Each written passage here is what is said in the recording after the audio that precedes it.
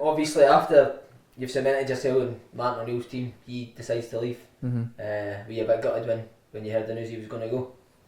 Of course, because he was the one who obviously gave me like my chance in the first team, you know, and there's always that apprehension, I suppose, when you're manager. You think, oh, will he like me? I remember when obviously Strachan took over, I was into Tommy, like, because Tommy was then made first team coach, wasn't he? I was into Tommy like first few days pre-season, saying like, oh, does he like me in that? Will he like me? He's like, no, he's like, he's an Aiden McGeady fan. Don't worry about that. Give me that. Then I realised he wasn't, obviously. But but that season, I had a good pre-season, to be fair. And then I think I played the first game of the season. We drew 4-4 away at Motherwell. Didn't start the Bratislava game, but I came on and I missed an open goal from about 4 yards out. I stuck it over the bar. It was 1-0 at the time as well. We ended up losing 5-0 after that. And then from that point on, from that point on to about Christmas, it totally bombed me. We played Rangers, I think, a couple of games later at Ibrox, and he stuck Paul Lawson on the bench ahead of me. And I was in the dressing room, mate, kicking bags of balls and stuff, like raging. And Tommy pulled me and he's like, listen, show a bit of respect. Like, you're raging, I know that, understand that, but don't be doing that in here. You need to back your teammates. And I was like, no, I understand that, fair enough. I was like, but I can't. I said, I need to go and see the manager. He went, listen, don't do it just now. He said, you can't do it now.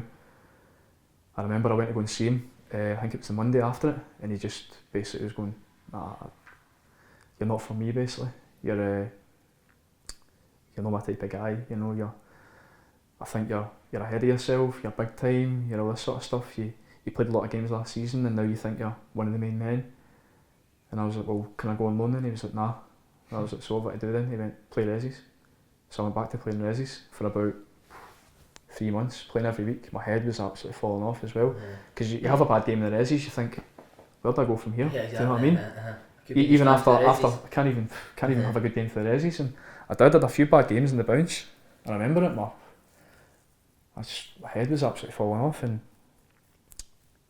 ended up just knuckling down and working hard. Still training with the first team every day, working hard, and I think I won him over because through what? Just working hard. Working hard, and I think he's seen that I was keeping my head down, pretty much, and working hard, and eventually, I think he came to see one of the Resi games. I scored a free kick against Hearts, had a really good game, and he actually did. He pulled me. A couple of days later. He says, well done, you know, that you've turned it around for yourself and that. And then from that point on, I was playing. Pretty much that was his first season, so I was playing, and I done my knee in training, and I was out for 3 months, and then from then to the end of the season, I wasn't fit. So did you say that was your worst season in sort of at Celtic? Probably the injury that's probably the worst injury I've had in football as well. I was out for like three and a half months, done my medial in training, and just hard, because you know what it's like as well, maybe when Tim's a physio. It's hard, man, wasn't it? Like 4 falls and intervals every day for like 3 weeks, going into training. It was hard work, but obviously myself and Strachan, you know, probably a bit of clash of personalities. I think the older I got, the more I was probably having a bigger role in the team. Well, there was obviously quite a few things happened between us, but I'd say probably a clash of personalities. But obviously there was a couple of things that happened that I probably can't let go, you know, because I felt he singled me out a lot of the time for, you know, unfair criticism and things like that. But do you think he was doing that to make you better? I honestly don't know. I think someone maybe with a weaker mentality might have packed it in, but I thought to myself, I can't let my standards drop, because if I have a bad game, and it was proven as well. I remember the season we played, was it the following season when Sean was injured? Right. Sean got player of the year, and then Sean was injured for the first 2 months of the next season. So I started playing. First 2 months of the season, I got Young Player of the Month. The first 2 months of the season, I was on fire. And then we played Man United at Old Trafford, and I had one. I was at that game. I had one. I got whipped after about 7 minutes. The rash, it was Gary Neville, wasn't it? Aye. Gaz Neville. He was just Gaz Neville, like my mate. Like my pals and go for a drink, but it wasn't even that, because I beat him a couple of times, but just not the occasion. Tough going to It was Old hard. Trafford and that as well, wasn't it? It wasn't that. My mentality when I was younger was a little bit weaker. I think that if I had a bad start to a game, I'd have a bad game. Do you know what I mean? And then as I got older, I thought I'd just start to let it go. But that game, I had the first time I got the ball, went under my foot out of play, took a couple of bad touches, a few bad passes, and I just wasn't playing well. And he took me off after 6 minutes. Fully justified, to be fair. But then the next game, we played Dunfermline at home, and he dropped me. And I was like, Gaffer, like, I've been our best player this season. And he was like, nah, I don't agree with that. I said, look, not wanting to single any players out, but other lads in the team haven't played as well as me this season. I said, and they've not been dropped. I said, I've had one bad game, and I get dropped for this game. And he was like, no, I think you've had 3 or 4 games you've not maybe been as good as you were previously. And I was like, well, what's your criteria for picking a team then? Because I've had one bad game. And he was like, I don't need to tell you, I'm the manager and stuff. And it's fair enough, but I remember I felt for me, I had to be playing really well every single game to stay in the team, whereas other players got a bit more leniency, Right. So after that season, Sean left, didn't he? Mm-hmm. And then that was the season that you played. You were like a mainstay in the team. You played most games every week, didn't you? Yeah, the season after that. And did the relationship get better the more you played, like as you were playing every week? I'd say our relationship was always a little bit strained. I think at that point he knew he couldn't drop me because I was playing that well, and he did. I'm not saying he was always harsh on me. Maybe a little bit of tough love. Do you know what I mean? I did think he was hard on me at times. There was a lot of things that happened, but that season I don't think he could have dropped me. And why do you think you played so well that season? Just I don't know. Just playing every single week. I just think that one of those seasons where everything just seemed to click into place. I'd hit a cross in the box and it might not even be that good a cross, and Big Jan would get an end of it, do you know what I mean? And just everything I'd done was kind of coming off. And obviously at the end of that season we ended up winning the league, ended up getting Player of the Year and Young Player of the Year, and the season just couldn't have been any better, Was that the season that you got to the last 16 of the Champions League? The last 16 was the season before, and then that season we got Barcelona. Basically we won every game at home, didn't we? And then lost every game away from home. But I think Benfica beat Shakhtar Donetsk away from home, and we lost AC Milan, and that meant we were through. You always seem to play well in the Champions League. Do you think that style of like European football suited you? I don't know. I remember Tommy saying to me, when talking about getting players in the first team and that, he was like, don't just be content being a first team player at Celtic. Be a top Champions League player, be doing it at the Champions League for Celtic. Mm-hmm. And that always kind of stuck with me. And I don't know, I just kind of had a few good games Champions League, and I mean, you can't get any better really, can you, at Celtic, playing Champions League football. The club you support, the club you grew up supporting, playing in big games, European nights at Celtic Park, where the atmosphere's amazing. Mm-hmm. I don't know, just that season kind of everything seemed to come together, and topped it off by winning the league in the last day as well. That season, obviously being in the Champions League and that attracts big names. Your big mate Tommy Gravesen came over for Real Madrid. I think he was your neighbour, wasn't he? Tommy. I bought this house actually then, and he got wind of it because he was already living up here, and he got wind of it, and I was always really close with Tommy, to be fair. Whenever he came, he was what he was like. He was a bit eccentric. He was eccentric, madman, but Strachan hated him. You know what I mean? Strachan just thought. I remember thinking, he was unbelievable, wasn't he, in training? Oh, his technique and that was did everything. Amazing, and then it came to a game and you thought, how can he not put it all together in the game? Because in training he would do it and you think, this guy's the best five-a-side player I've ever seen. Head tennis. Head tennis, left foot, right foot, volleys, shooting. He did everything. He was just a maniac, wasn't he? I just think him and Strachan didn't see eye to eye, obviously, but Tommy was my neighbour, and he pulled me, didn't he, saying, I hear you moving up next to me, la. I kind of half Scouse, half Danish accent. And I was like, yeah, I've bought a house up there. He's like, I've been looking for a car, we should share. Audi A8 4.2 diesel, it's a machine. And I'm like, Tommy, I'm not going to buy a car, mate. so we can car share to go to training. He was like, we'll half in for it. And I was like, mate, we'll just car share.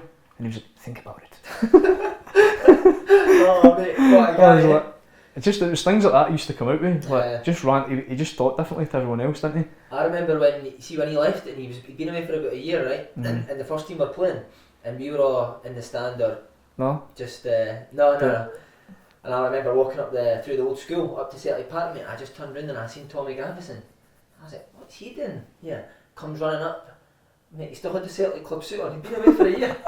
That's right. Celtic club suit. He's like, you want a game of pool, lad? Up in the players bit. Remember that wee pool table? Oh yeah. I was like, no, Tommy, man. What a mad man. The Celtic club suit on a year. Oh, what a guy, man.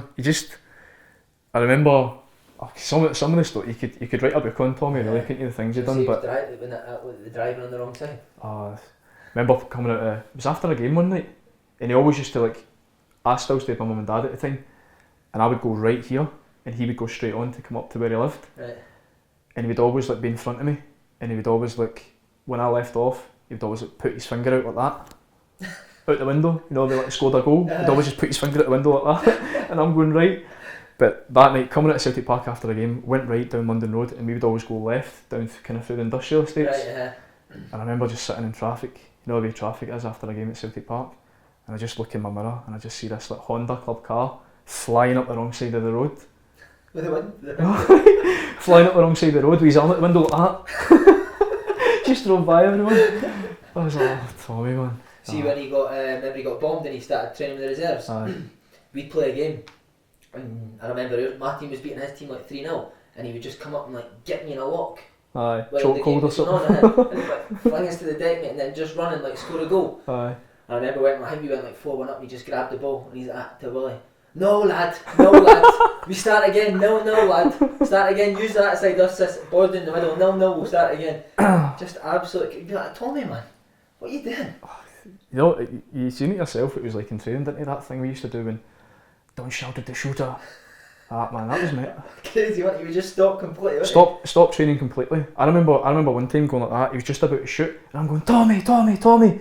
And he's just went about to shoot, the leg comes back, and he just then stops the ball, and he's holding someone, and he's going, don't shout when I'm about to shoot, la. I hate it.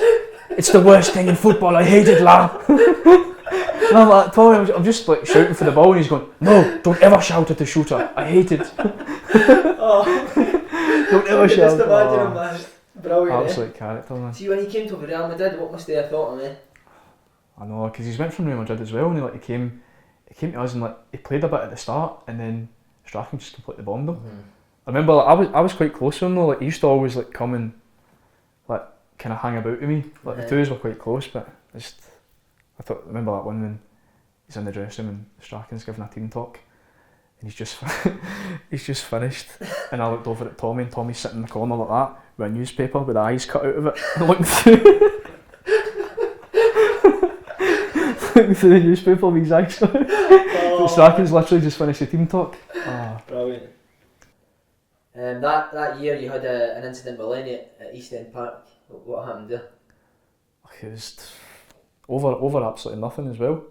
But I always remember this is one that sticks in my mind where I didn't do anything wrong and I kind of got blamed for it.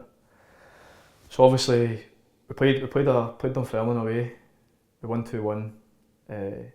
I scored, I think might have set up the other, I can't remember, but the last 5 minutes of the game we were 2-0 up and we went to like a 4-3-3, so I was playing right of a 3 up front, and then the last minute of the game their wingers got the ball, beat Mark Wilson, crossed it to the back post and scored, but when they started going absolutely mental, like, don't know, something set him off, and so he just started shouting at everyone and he started going, he went for Arthur, and Arthur's done that, pushed him away. Mm-hmm.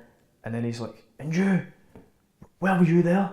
And I was like, Lenny, I'm playing right at 3 up front. I said, it's not my job to tackle the winger if he beats the fullback. I said, and he was like, who do you think you're talking to? And I was like, oh, shut up, Lenny.